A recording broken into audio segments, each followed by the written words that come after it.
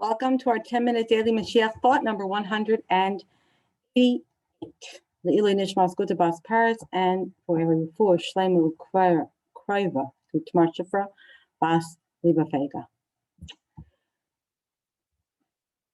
We've come to the point where we've been discussing the Sicha of Chav Ches Nisan of 1991, where the Rebbe basically aroused us and gave us a very specific instructions for what we need to do to bring Mashiach. When we look at that Sicha, we're going to do tonight and Mitzvah Shem tomorrow night, it's to look a little bit more in depth, particularly at what the Rebbe said at that Sicha.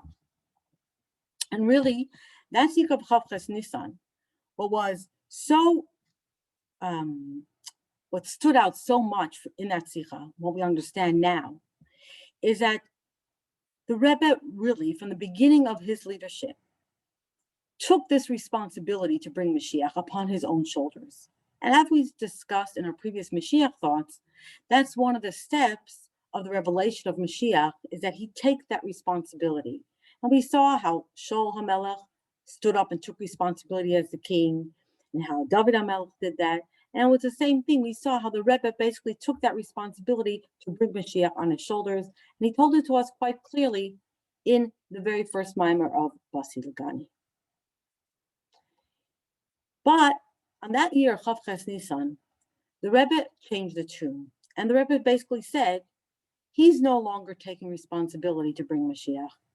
Instead, he's giving that responsibility to us. So when we look very closely at this particular Sicha of Chav Ches Nisan of that year, we find that there was really three themes in that Sicha. The first theme was basically the fact that the Rebbe was saying that he was quite disappointed in the fact that people don't seem to really care. So in other words, when we talk about the idea that the Rebbe started off that Sicha saying the kind of words like this big question, how could it be that with all the things that have been done over all of these years, Mashiach is still not here, right? That was that question. That's how it started off. How could that be? And how could it be that we had so many tens and hundreds of Jews all together, and a time when it's meritorious, it's the right time for Mashiach to come, and it's still not here? How could it be? So in that, how could it be that we're still here, Rahman al-Islam? How could it be? And that people are screaming Ad Masai and everything, but they're not really caring. That's how it started off, which makes it sound like it's as if they don't care. The Rebbe was saying they obviously people don't care enough. So that was the beginning. That was like the problem, that people don't care. Then the Rebbe went into the second part. How do we solve this problem? So the Rebbe asked this question, right? He asked and he answers. What else can I do? What else can I do so that Bnei Yisrael will care? We'll make a storm, we'll scream out, we'll do what they need to do to bring Mashiach. If after everything that we did to this point, it hadn't helped. And therefore the Rebbe said, I'm giving it over to you, do everything that you can. The famous words, tut alt v'serken. Do everything you can to propel, to bring Mashiach. So that was theme number 2, right? How are we going to resolve this problem? That Mashiach hasn't come yet. That's how we resolve it. We give the responsibility over to the Hasidim. And then the Rebbe finished the Sicha. And when we finished the Sicha, in there was this hope for the future. And what was that hope? That Bnei Yisrael would take this to heart and would, at the end of the day, there would be at least 10 people who would be stubborn, who would stand very, very strong and would not rest until they brought Mashiach. Now, when we look at these particular things, at these three things, right? These are the words, right? Disappointment, how could it be that it's not here yet?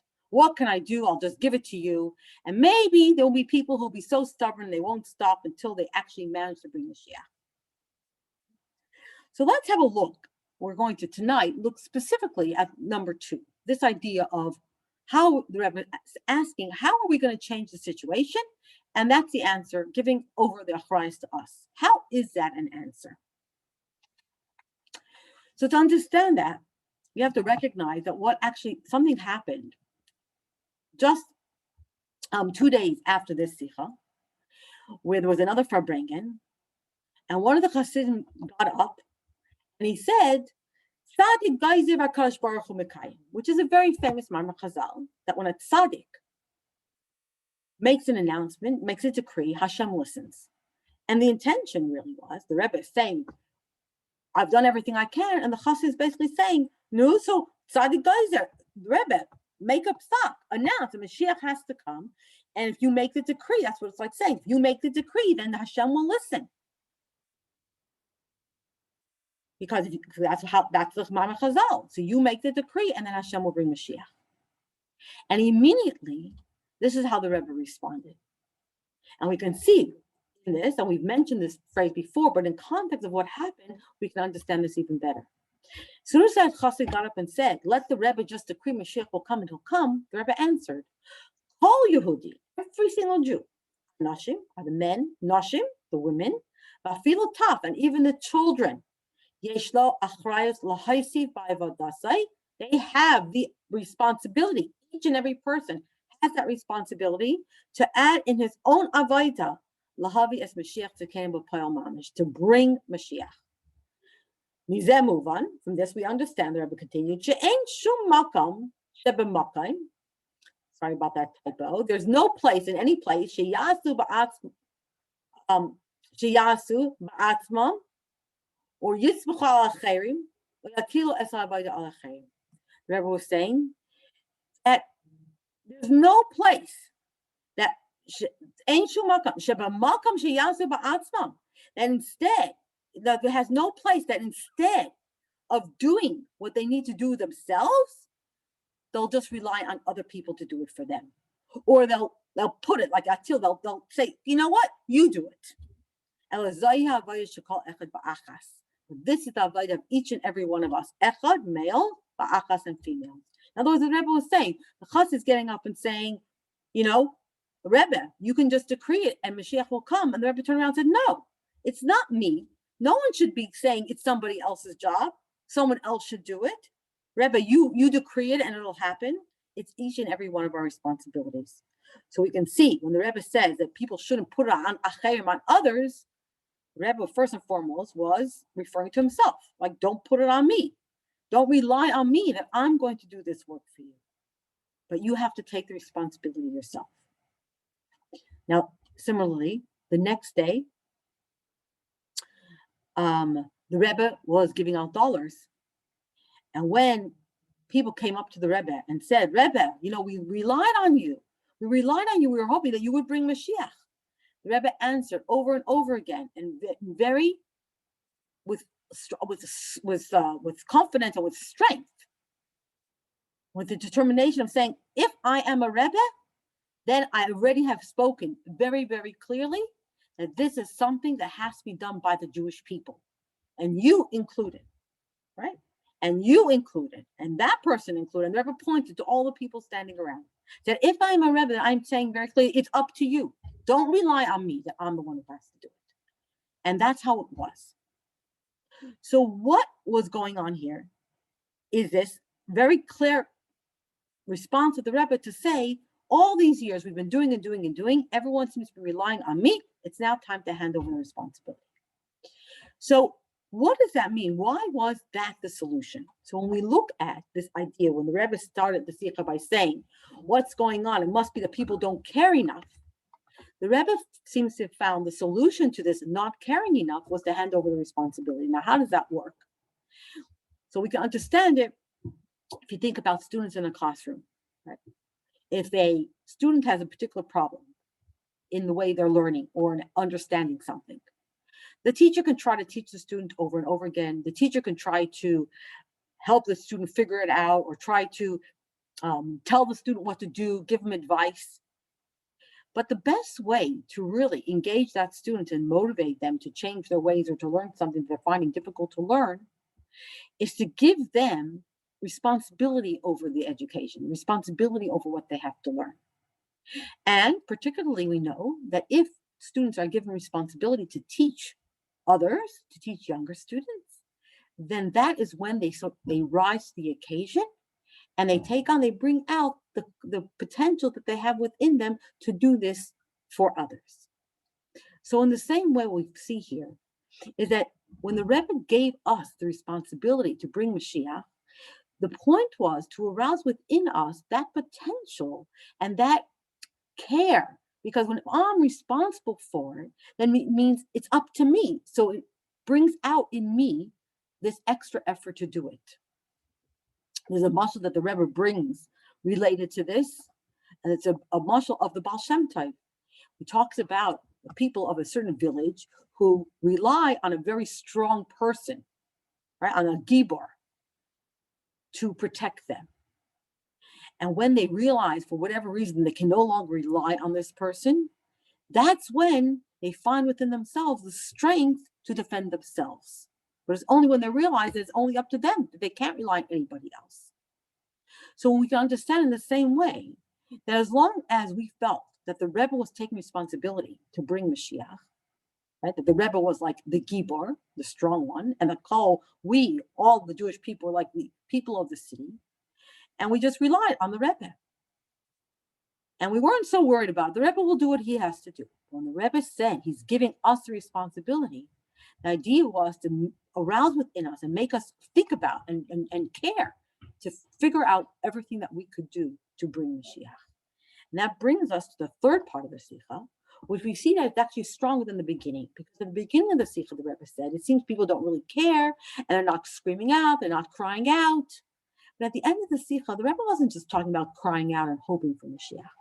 The Rebbe used much stronger terminology. The Rebbe said, if only we have people who would be stubborn and who would do everything they could and would come up with the tactics and sit down and figure it out until they actually achieve the goal to bring Mashiach. So what does that mean? So that means that's much stronger. It's not just about caring. It's about saying, I'm going to do this and you're going to do this. Because when you have to figure out a tactic, you're going to say, you're going to discuss it, you're going to keep doing it until you figure out what it is that you actually need to do. And the interesting thing is that right after the Sikha, the Rebbe immediately started giving out dollars. And one of the first people who came by the Rebbe at that time was Rabbi Garari. He was one of the first people to come by. And when he came by the Rebbe at that point in time, the Rebbe said to him, "Loi naga v'loi paga," which is an expression meaning they don't get it. It didn't affect them. It didn't really do anything, this talk. And you have to realize that when this was happening, all 770 were so aroused. They were all crying, singing loudly, Ad Masai, Ad Masai. They were singing and calling out. Yet the Rebbe said, "Loi naga v'loi paga," which means it hasn't hit the mark. So it seems that with what they were doing, calling out that they wanted Mashiach was not what the Rebbe wanted from us. That was something that had been happening all along. The Rebbe something more. So perhaps what we could say is that in that Sikha, when the Rebbe was saying that he's giving us the responsibility to figure it out and to be stubborn until Mashiach comes, he wasn't saying for us just to stand and scream out louder and louder, "We want Mashiach now," or "Ad Maseh." The Rebbe wanted us to sit down and figure out what is the approach, what can we actually do, right? A different approach to what was done before, not just more of what we had been doing until then. But what else can we do? How can we take responsibility to bring Mashiach? So perhaps instead of the calling out and screaming, people would have been silent and contemplating and coming up with solutions and figuring out. Maybe then the Rebbe would have been happier and would not have said this, "Loi naga v'loi paga," that it hasn't reached its mark. So ultimately, what we can see from this is that the key part of the Sikha was the fact that we, each one of us, the Rebbe is relying on us. We are the hands and feet of the Rebbe, and more so, the Rebbe is saying, we have that responsibility. Now, when we have a responsibility for something, and we know that the Rebbe is our Neshama Kol, that means he's also giving us the Kayach to do that. This week's Parsha is Parsha Tetzaveh. And the Rebbe says in Parsha Tetzaveh, when Moshe Rabbeinu was commanded to give Aaron his Kayach, this is the idea that the Moshe Rabbeinu of the generation, the Rebbe, is giving us the kayach to do what we need to do. So the Rebbe says we have the responsibility to do this. That means the Rebbe is also giving us a koyach to sit down and each one of us to figure out what we can do to fulfill our responsibility to bring Mashiach. Now tonight, we know there's a publicity all around the world. It's very late early in the morning, Melbourne time, at 3 o'clock in the morning. The whole world is uniting at that moment to say a special tefillah to ask for Mashiach. And we can see now that this is spread not just in the Chabad world, it's the entire world. Everyone is recognizing that we have to do something. Each and every one of us has to do what we can. So if we can't wake up at 3 o'clock in the morning in Melbourne, then it's appropriate that at least this tefillah should be said before we go to bed. In this house, I'm hoping to turn that alarm clock on and to wake up at that time to unite with Jews around the world in saying this tefillah to ask Hashem for Mashiach. In every single thing that we do, we have to recognize what can we do. And surely even waking up at 3 o'clock in the morning is a small thing. It's a little thing that we can do to get Mashiach here now.